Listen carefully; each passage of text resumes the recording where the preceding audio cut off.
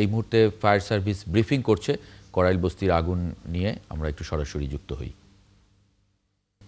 আসলে আগুনের সোর্সের দিকে পৌঁছানোটা খুবই বেগ পেতে হয় এবং আমাদের ফায়ার ফাইটাররা অক্লান্ত পরিশ্রম করে চেষ্টা করেছে যে পুরো জায়গাটাকে কিভাবে দ্রুত আগুনটাকে আটকানো যায় তার জন্য সর্বোচ্চ চেষ্টা করেছে এবং একে একে 19টি ইউনিট আমাদের বিভিন্ন দিকে দক্ষিণ পশ্চিম থেকে শুরু করে এদিকে উত্তর পূর্ব প্রত্যেকটা কর্নারে আমাদের ইউনিটগুলি আস্তে আস্তে চলে যায়। বাট বাই দিস টাইম আমরা যখন পৌঁছাই তখন কিন্তু আগুনটা আসলে ডেভেলপ স্টেজে চলে যায়, যার কারণে আগুনটা একটু সময় লেগেছে আমাদের।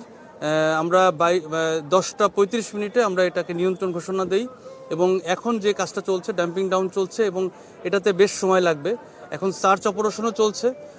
সোফার আমরা কোনো হতাহতের মানে কোনো খবর পাইনি, কেউ আমাদেরকে রিপোর্ট করে নেই, তবে ছোটোখাটো আহত হয়তো অনেকে হয়ে থাকতে পারে, এটা পরবর্তীতে জানা যাবে। এবং এখানে আমরা বিভিন্নভাবে কথা বলে জানতে পেরেছি যে আনুমানিক 1500 ঘরবাড়ি এখানে ক্ষতিগ্রস্ত হয়েছে এবং এটা একটু সময় সাপেক্ষ।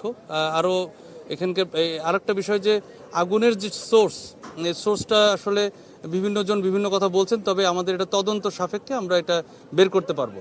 কারণ এখানে আমরা অনেক কিছুর উপস্থিতি দেখতে পেয়েছি, যেহেতু যখন কাজ করেছি আমরা দেখেছি যে প্রচুর পরিমাণে তার রয়েছে চারিদিকে, যেখানে সেখানে যত্র আপনার ইলেকট্রিসিটি গিয়েছে এবং প্রচুর পরিমাণে তার রয়েছে। একই সাথে এখানে প্রত্যেকটা বাসাতেই প্রায় কম বেশি সিলিন্ডার রয়েছে, গ্যাস সিলিন্ডার থেকেও হতে পারে, শর্ট সার্কিট থেকেও হতে পারে।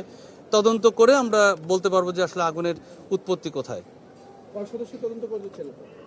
আমরা নর্মালি আমাদের ফায়ার সার্ভিসের যে নিয়ম, আমাদের যে কোনো আগুনের তদন্ত হয় আমরা 5 অথবা এটা যদি কোনো বড় আগুন হয় 7 সদস্য, নর্মালি এটা 5 সদস্য হবে আর কি। আপনাদের আসতে 35 মিনিট সময় লাগছে আপনি বলছেন, এটা কেন লেগেছে এটা যদি একটু ব্যাখ্যা করেন। এটা আপনারা জানেন যে চিরাচরিত আমাদের ঢাকা সিটিতে যে যখনই আমরা আগুনের সংবাদ পাচ্ছি আমরা কিন্তু এই জন্যই 3-4টে স্টেশন একসাথে পাঠাই, কারণ কোন স্টেশন যে আগে পৌঁছাবে আমরা আসলে বলতে পারি না। রাস্তায় ট্রাফিক খুব বেশি ছিল, কারণ বুঝতে পারছেন যে বিকালের দিকে মানে অফিস ছুটি হওয়ার সময় এবং প্রচুর পরিমাণে ট্রাফিক, এই কারণে আসলে সময় লেগেছে। এবং এখানে আসার পরেও কিন্তু গাড়িগুলো ভিতরে ঢুকতে পারছিল না, কারণ আপনার এখানে অনেকগুলো গাড়িকে দূরে রেখে, কারণ ছোট ছোট গাড়ি দিয়ে আপনার রাস্তা অকুপাইড ছিল এবং বিভিন্ন জায়গায় যত্র গাড়িগুলো পার্কিং করা ছিল, এগুলোকে আসলে তাৎক্ষণিকভাবে সরিয়ে যে আমরা আমাদের বড় গাড়িটা যে ভিতরে ঢুকাবো সেই পরিস্থিতি ছিল না।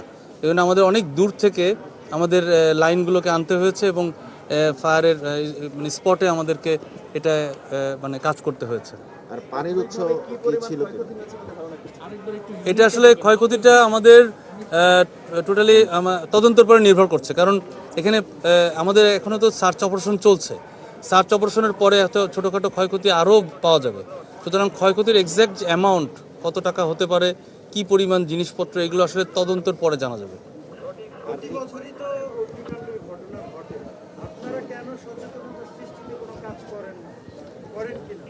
আমরা এটা চলমান একটা প্রক্রিয়া, আমরা প্রতি বছরে এবং কিছুদিন আগেও আমরা এখানে মহড়া করেছি এবং মহড়ার মাধ্যমে আমরা কিন্তু এখানকার যে দুর্বল পয়েন্টগুলো, যে দক্ষিণ দিকে লেক আছে, উত্তর দিকে লেক নাই, এখানে আমরা কোথায় কোন বেশি শক্তি, কোথায় কোন দিকে প্রদর্শন মানে কোথায় রাখতে হবে, কোন ধরনের পাম্প অথবা কোন ধরনের আমাদের ফায়ার ফাইটিং কি মানে পদ্ধতিতে ট্যাকটিক্সটা কি হবে, এই ধরনের মহড়া কিন্তু আমরা প্রতি বছরই করি এবং এই বছরেও আমরা করেছি, কিছুদিন আগেই করেছি। এই যার কারণে হয়তো আমরা মানে দ্রুত এই কাজটা করতে পেরেছি। আদারওয়াইজ এই যে একটা বস্তির যে আমাদের যে এই এলাকা, এই যে মানে সংকীর্ণ এলাকা এবং প্রতিটা জায়গায় রাস্তা খুবই সরু, একদিক থেকে বের হলে আরেক দিকে আপনি হয়তো হারিয়ে যেতে পারেন। এখন এরকম একটা মানে সীমাবদ্ধতার মধ্যে দিয়ে কাজ করাটা আসলে খুব টাফ। যদি আমরা নিজেরা প্র্যাকটিস না করতাম তাহলে হয়তো এটা আরও 2-3 ঘন্টা বেশি সময় লাগতো। এই যে 5 ঘন্টা সময় লাগলো, এই 5 ঘন্টা আপনারা পানির ব্যবস্থা কি করেছে?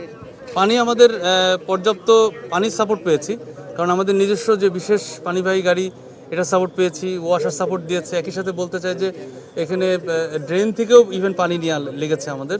এবং আমাদের এই পুরা ফায়ার ফাইটিংয়ের জন্য কিন্তু আমাদের অন্যান্য বাহিনীও, police, Ansar, army, air force, BGB, বিশেষ করে ভলেন্টিয়ারের কথা বলবো, ভলেন্টিয়ার, রেড ক্রিসেন্ট, ওনারা কিন্তু সবাই আমাদেরকে সাহায্য করেছেন এবং প্রত্যেকেই স্বতঃস্ফূর্তভাবে সাহায্য করেছেন। এখানকার এলাকাবাসী যারা প্রত্যেকে সাহায্য করেছেন।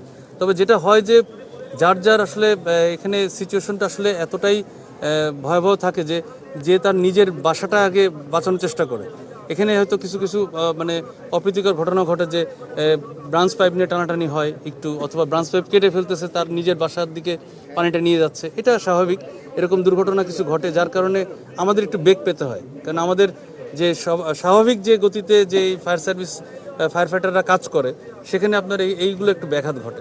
আর বাঁশ আর কাঠের হওয়ার কারণে কি এটা আগুনটা তাড়াতাড়ি ছড়িয়েছে কিনা? অবশ্যই এটা আপনার বাঁশ কাঠের এগুলো আসলে কম্বাসেবল আইটেম প্রত্যেকটাই। কারণ খুব এখন তো আপনার উষ্ণ একটা সিজন, শীত আসতেছে, যার কারণে আমাদের কিন্তু কম্বাসেবিলিটি দিন দিন বাড়ছে। মানে আরও আপনার আগামী 2 মাস এটা কিন্তু আমরা আগুনের সিজন বলি মানে আমাদের ভাষায়। কারণ হচ্ছে এখন প্রত্যেকটা পদার্থই আপনার হচ্ছে তার ময়েশ্চারটা ছেড়ে দিচ্ছে, এবং সে কিন্তু আরও মানে একটা সাধারণ কম্বাসেবল থেকে একটু বেশি কম্বাসেবল রেটটা তার হাই হচ্ছে, মানে ফায়ার লোডটা বেড়ে যাচ্ছে আমাদের, যার কারণে যে কোনো জায়গায় আগুনের ঘটনাটা আমরা অন্য সিজনের তুলনায় এই সিজনে একটু বেশি পেয়ে থাকি। আচ্ছা, একটা প্রশ্ন, সেটা হচ্ছে স্থানীয়রা বলছিল, এবং আপনারা যেমনটি বলেছেন যে আপনাদের আগুন নিয়ন্ত্রণে আমাদের 5 ঘন্টা সময় লেগেছে। স্থানীয়রা বলছিল আগুনের যে ভয়াবহতা ছিল, সেখানে যদি হেলিকপ্টার দিয়ে পানি ফেলা হতো তাহলে আগুন আরো দ্রুত নিয়ন্ত্রণে আসতো। এই বিষয়টা নিয়ে আসলে কি বলবো, যে এইটা যদি করা হতো তাহলে আগুনটা আরো দ্রুত নিয়ন্ত্রণে? আসলে স্থানীয়রা তো মানে এটা ওই বললাম যে যদি আমার ঘর আগুন ধরে আমি কিন্তু অনেক কিছুই বলতে পারি অথবা চাইতে পারি, এটা স্বাভাবিক। বাট বাস্তব বিষয়টা সম্পূর্ণ ভিন্ন। কারণ এখানে হেলিকপ্টার আনলে আসলে হেলিকপ্টার যখন হোভার করে, যখন অল্টিটিউডটা নিচে নামিয়ে দেয়, তখন তার বাতাসের জন্য কিন্তু আগুনটা আরও বেশি ছড়িয়ে যায়। এখানে সাধারণত আপনারা হয়তো বলে থাকবেন যে ওয়াইল্ড ফায়ারে তো হেলিকপ্টার এনে কাজ করে, ওগুলো আবার আলাদা ইস্যু।